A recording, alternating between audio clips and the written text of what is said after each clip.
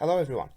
The original plan for this Welcome to GCSE's evening for Year 9 parents was to get you into school and have you chatting to the teachers who teach your children and to find out a little bit more about GCSEs, but unfortunately that hasn't been possible due to the ongoing pandemic. So what we've done is prepared this presentation just to give you a little bit more information about GCSEs and what's going to be ahead of your child for the next 30 months or so until they sit their exams in Year 11, as well as a bit of information about all of the subjects and also how to contact your child's subject teachers should you have any further questions.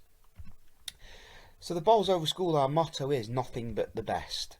That's our ethos. We ask all students to ensure that in everything they do, they are striving to be nothing but the best. Now we introduced this year the hashtag #BeMoreBolsover, and this facilitates the nothing but the best ethos. We actively encourage all of our students to be brave, open-minded, learned, successful, organised, valiant, enterprising and resilient. So those sort of very powerful adjectives are constantly being reinforced with our students so that they are being more bowls over and they are being nothing but the best. And if we can have our students leaving the Bolsover School at the end of Year 11, moving on to the next stage of their academic journey, then we will be confident that we have done our job in being nothing but the best to ensure that the students are nothing but the best. So in terms of this presentation, it's to ensure that by the end of it you're fully prepared with the skills and knowledge needed to support your child. We want you to know how you can help them at the start of what is their GCSE journey towards excellent outcomes and GCSE grades. As I said a few minutes ago, it'll be about 30 months' time, give or take. Your child will need to be prepared for what will be the biggest challenge of their life so far. In just 3 subjects, so English, Mathematics and Science, they will sit 11 examinations, and if they've opted to do separate GCSE Sciences, that will be 13 examinations. If you then factor in all the other subjects they've opted for, you can see why the anxiety levels start to rise with students. It's understandable. You know, some students could be doing upwards of 20 examinations in a 5-week period where they're being assessed on absolutely everything studied in Year 9, Year 10 and Year 11. So it's our duty to ensure that all students are best prepared for these exams, and hopefully with your additional support and understanding it will mean that they get through the next 30 months and leave the Bolsover School with the necessary tools for the next stage of their education, whether that's employment, further education or an apprenticeship. So the GCSEs have changed recently, and if you've got older children who've gone through the Bolsover School or other schools, the GCSE format now will be a little bit different to what you've experienced previously. The grading scale now runs from 9 to 1 rather than the A star to G that you may be familiar with. Subject content in a lot of subjects is new and more challenging, so they've introduced a lot more challenging work in some subjects. Work that was at the bottom end of A level is now being put into the top end of GCSE. Some of the subject content is new, so students are being taught things now that perhaps 5 years ago they may not have been taught at GCSE. In most subjects, all assessment occurs at the end of Year 11. It's terminal assessment. So there are no modular assessments to test students as they go along. So literally those examinations at the end of Year 11 will test absolutely everything from the previous 3 years to determine the GCSE grade the student receives. Most subjects don't have any coursework or what we might know as controlled assessment, with the exception of some option subjects, and that includes art, health and social care and food preparation and nutrition. They do have a controlled assessment element, but again there is still a heavy weighting on examination. Most subjects have a single tier paper, so there's no higher or foundation. There are some exceptions, including languages, maths and science, but the vast majority of subjects have single tier papers, so a higher student would sit the same paper as a foundation, and the paper itself is what distinguishes between the higher and foundation grades. All subjects have introduced and will use more challenging command words. Okay, so those words within the question that tell the students what to do: explain, describe, evaluate. And there are a lot more unstructured written answers, so longer pieces of writing in subjects like science, as well as English, Geography, History, so they will be asked to write a little bit more than perhaps they would have been previously. And there is also a greater mathematical element in some subjects. For example, in GCSE Physics, there are upwards of 30% of the paper based around mathematical skills. So this table here shows the old grading system and compares it to the new grading system. So you can see on the left the old grading system running from A star down to a G and then an ungraded U, and the new grades running from 9 down to 1 and then the ungraded U. So you can see in the old system there were 1, 2, 3, 4, 5, 6, 7, 8 GCSE grades, but there are now 9 GCSE grades, so they've introduced an extra grade. The benchmark for a standard pass is a grade 4, so that's what the government decide is a standard pass. That's sort of the lower end of an old style GCSE grade C. And the benchmark for a strong pass is a grade 5, which again in old GCSE terms would have been the top end of a GCSE grade C or the bottom end of a GCSE grade B. The old A star GCSE grade has now been divided into 2 grades, and that is a grade 8 or a grade 9. So you could also think of it like the grade 9 is a grade A star star in old terms. So how can you help? There are lots of things you can do to support your child as they move through their GCSE pathway. Where possible, ensure that they've got access to Wi-Fi and a quiet place to work when at home so they can get on with their homework. They can access a lot of the online platforms that we use to set homework and to look at pupils' work. Talk to them. Ask them about the subjects. Ask them about the homework. In our experience, if parents don't know that students have homework, the chances are that they might not do that homework. So if you're asking them, talk to them about what they're studying, it might encourage them to do that little bit more at home. Also, by them talking to you about their subjects, it allows them to develop their understanding, because if they can explain it to somebody else, then clearly they understand it themselves. And essentially what you're doing is you are getting them to teach you what they have learnt. Encourage them to attend Curriculum Plus sessions.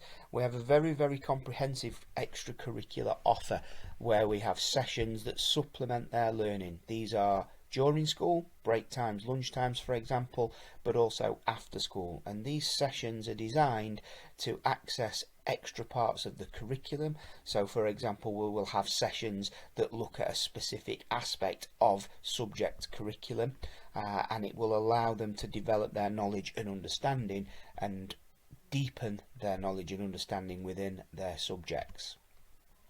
Ensure they're equipped with all the tools needed for school. Basic equipment: pen, pencil, ruler. They will also need a scientific calculator for mathematics, and that will also be used in science. They need to bring these every single day because they don't know necessarily when they will or will not need them. So please make sure that they are fully equipped. If you're unsure about which calculator to buy, then the best place to start would be with their mathematics teacher, who will tell them exactly what is required for the subject. Remind them about all the website and support materials from the pages in this presentation. You're going to see in a second all of the subjects, and there are some sort of helpful hints and useful places for the students to visit if they seem to get stuck. It's found by the Times Educational Supplement that parental support is 8 times more important in determining academic success than social class, and it can be the difference between a grade 9 and a grade 1. So what you do for your students, and for your children rather, is tremendously important. Just by having your support, it can determine the difference between them achieving to their full potential or below their full potential. If we can all work together, you as parents and us as the school, it will mean that students are more likely to achieve better outcomes, and that will obviously have an impact on their chance of success later in life. I just want to briefly touch on attendance, just to quote some figures in terms of what missed time looks like throughout their GCSE course.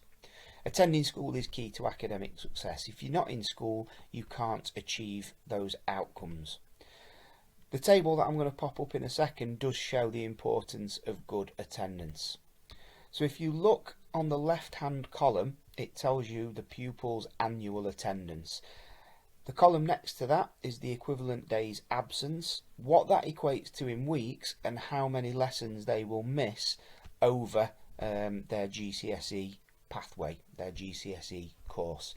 So a student with 95% attendance will miss 10 school days. Okay, so that's the equivalent of 10 school days. In weeks, that's 2 school weeks or 50 lessons which will be missed. And if you look, just a further drop to say 80%, that's the equivalent of 39 days school absence, which is the equivalent of 8 weeks or 200 lessons, 200 hours of learning. So it's vital that students are attending school in order to maximise their chance of success and achieving their target grades and desired outcomes. Okay, the next sort of large number of slides are going to go through each of the subjects in turn. I'm not going to go and talk through each of the slide in detail, so when we get to a subject that you're interested in, pause the video, give yourself a few minutes to have a read through and look at the information that's on there, and then obviously when you've got the information you need, press play and you can continue to cycle through the rest of the presentation and the rest of the subjects. So the core subjects, first of all, are English language. So all the information about English language is there. English literature, and all the information about English literature is there. And finally, mathematics. So that's the information about the exam board, the examination side of things, what the papers are out of, and so on. And then we have some useful information, worthwhile websites and areas that you can go on, things that the schools subscribe to. So they're the core subjects: English language, English literature and mathematics. Then we have the EBAC subjects. So the EBAC subjects, that covers combined science, which we follow the Synergy course. Again, there's information on the exam board and the assessments and the content of the different modules. Useful websites, revision guides, and there's websites that students can get onto and that we subscribe to. Then we have the 3 separate sciences, so information there about biology, chemistry and physics. And again, useful websites and resources for the 3 separate sciences. The next EBAC subject we've got is GCSE Geography, so there's information there about the units that are on the papers and some useful preparatory websites and resources. Then we have the same information for GCSE History, the paper content, numbers of exams, and some useful revision guides and resources. We have short course GCSE RE and what's covered in terms of content there, and again the useful resources there. And we also have some students who study CMI, Contemporary and Moral Issues.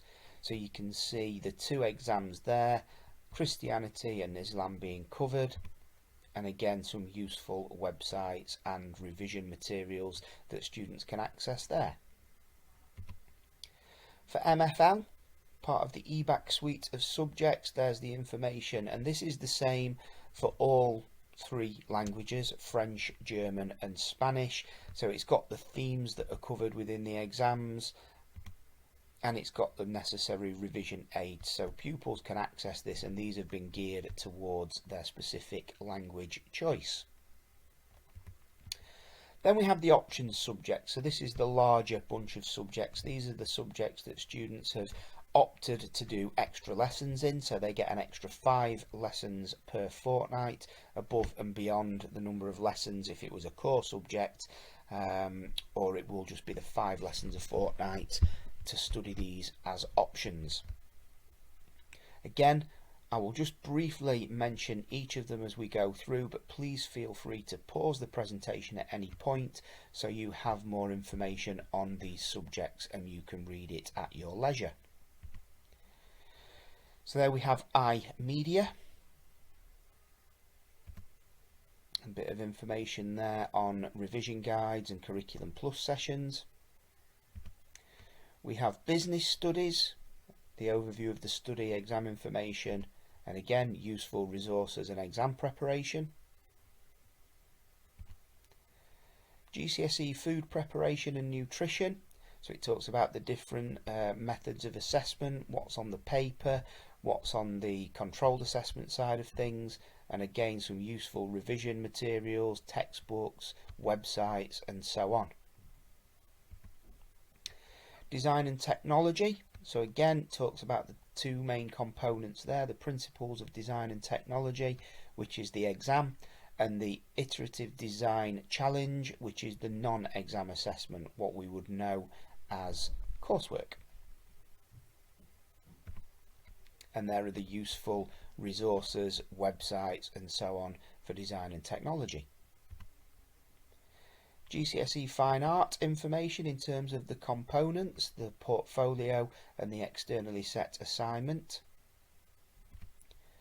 GCSE Photography, again the portfolio and the externally set assignment information, and the useful websites and resources for students studying either Fine Art or GCSE Photography. Then we have the BTEC Tech Award in Health and Social Care. Again, information on the three components: human lifespan development, care values and services, and indicators of health. So you can see again 60% over 4 pieces of written coursework and a 2-hour controlled examination. And this is the textbook that is used for that subject. Next we have GCSE Physical Education, information on the exams and the practical activities and the coursework, as well as the content that is covered. And again some useful websites and resources that will support students who are studying GCSE Physical Education. Then we have Cambridge National Sports Studies, so a little bit like the GCSE Physical Education. You can see the exam details there and also the useful resources and websites. Next up is GCSE Drama, so you can see there it's with the AQA examination board. It's got detail of the components there, so the written exam, the devised piece and the texts in practice, and again some useful information to help students who are studying GCSE Drama. And finally we have GCSE Music, details on what is in the exam in terms of the paper structure and the composition and performance assessment, and again all the information on supporting and helping students to prepare for this subject. Okay, that's a whistle-stop tour of the GCSE subjects. So as I say, please feel free to go back and read a little bit more about those subjects which your child studies. If following all of this presentation you have got any further questions, please visit the school website. When you get to the school website homepage, this is going to allow you to find out how to contact any members of staff at the school should you have any further questions regarding the GCSE subjects that your child is studying, or their progress and how they're getting on in that subject. So from the homepage of the website, if you click the 3 lines in the top right corner, it will bring you to this page. If you then click the Contact Us button, it will open up this page, and within there you can see on the left hand side the Staff button, and if you click that, it gives you all of the names and email addresses of the members of staff in school so you can contact them. Hopefully you've found this quite useful, and it will show you how you can support your child through their GCSE studies at the Bolsover School. If there are further questions, please feel free to get in touch with subject tutors, but hopefully you've found that of use and you feel a little bit more confident in supporting your child as they move through the next 3 years of their GCSEs. Thank you.